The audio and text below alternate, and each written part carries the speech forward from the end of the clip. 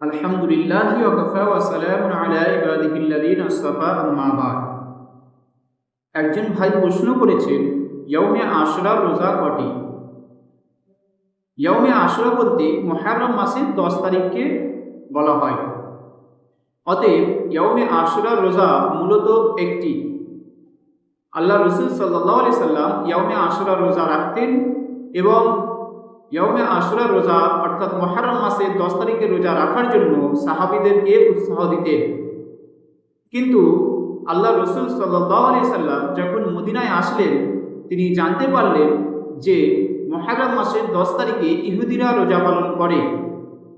তিনি সেই দিকে লক্ষ্য করে ইহুদিদেরকে মুসলমানদের থেকে আলাদা করার জন্য, পৃথক করার জন্য তিনি নিজের ইচ্ছা প্রকাশ করেছিলেন।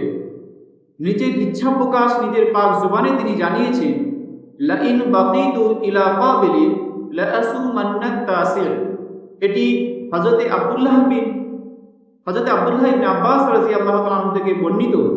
তিনি বর্ণনা করেছেন, আল্লাহ রাসূল সাল্লাল্লাহু আলাইহি সাল্লাম জানিয়েছেন, যদি আমি আগামী বছর জীবিত থাকি অবশ্যই মুহররম মাসের 9 তারিখেও রোজা রাখব।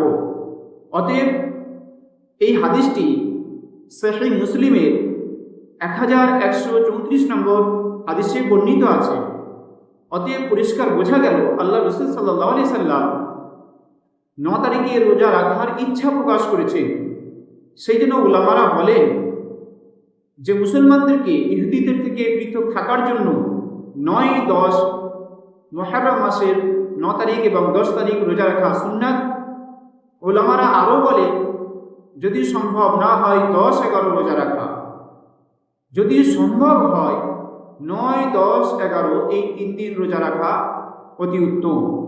অতএব রাসূল সাল্লাল্লাহু আলাইহি সাল্লামের পবিত্র জুবানের দ্বারাই যেটা আমরা বুঝতে পারলাম যে ইহুদিদের থেকে পৃথক করার জন্য তিনি যে 9-10 রোজা রাখার কথা বলেছিলেন, এখন আমাদেরকে 9-10 বা উলামাদের কথার দিকে লক্ষ্য করে 10-11 বা 9-10-11 রোজা রাখা অতি উত্তম।